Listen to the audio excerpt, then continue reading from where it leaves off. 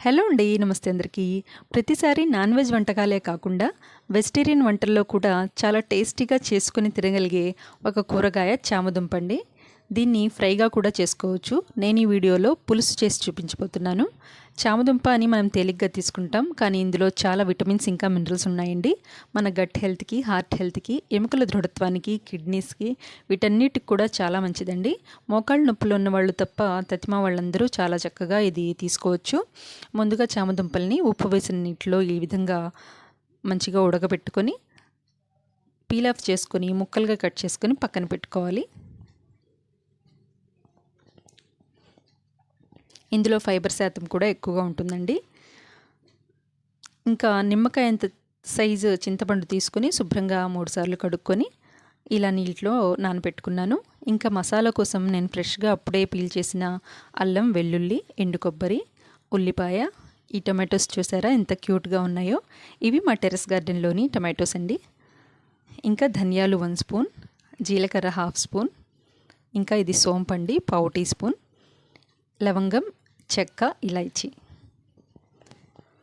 నేను వీడియో తీసినప్పుడు మర్చిపోయానండి, కరివేపాకు కూడా ఇందులో యాడ్ చేశాను నేను మసాలా పేస్ట్ చేసేటప్పుడు. ఇవన్నీ కలిపి చక్కగా పేస్ట్ లాగా చేసుకొని పక్కన పెట్టుకోవాలి. నేనైతే ఈ మట్టి పాత్ర తీసుకున్నానండి. ఇందులోకి ఆయిల్ తీసుకొని ఆయిల్ హీట్ అయిన తర్వాత మనం ప్రిపేర్ చేసి పెట్టుకున్న మసాలా వేసి పచ్చివాసన పోయేంత వరకు మగ్గనివ్వాలి. మూత పెట్టి ఒక 5 మినిట్స్ వదిలేస్తే అది మగ్గిపోతుందండి. నూనె పైకి తేలిన తర్వాత ఇందులోకి మనం ఉప్పు, పసుపు, ఇంకా నేను కొంచెం కలర్ కోసం అని కాశ్మీరీ చిల్లీ పౌడర్ యూస్ చేశానండి. రీసెంట్ డేస్లో నేను ఇది యూస్ చేస్తున్నాను.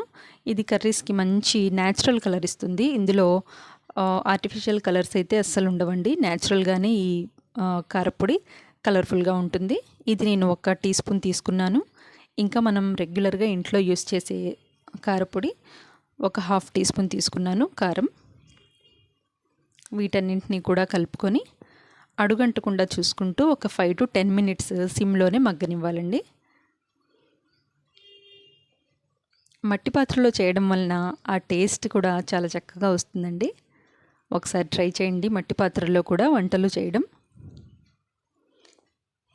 నూనె పైకి వచ్చింది కదా, ఇప్పుడు మనం ఆల్రెడీ బాయిల్ చేసి పీసెస్గా కట్ చేసుకున్నటువంటి చామదుంపల ముక్కల్ని ఇందులో కలుపుకోవాలి. మసాలా, ఉప్పు, కారం అంతా బాగా కలిసేలాగా కలుపుకొని ఇది కూడా ఒక 5 to 10 మినిట్స్ సిమ్లో పెట్టుకొని మూత పెట్టేసి మగ్గనివ్వాలండి.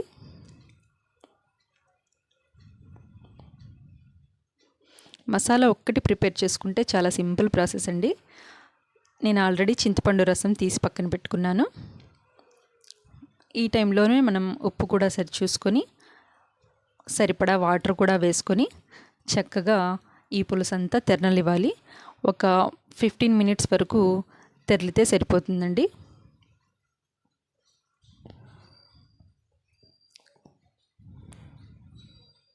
ఈ విధంగా కలుపుకొని స్టవ్ సిమ్లో పెట్టుకొని ఒక 15 మినిట్స్ వరకు వదిలేసాను.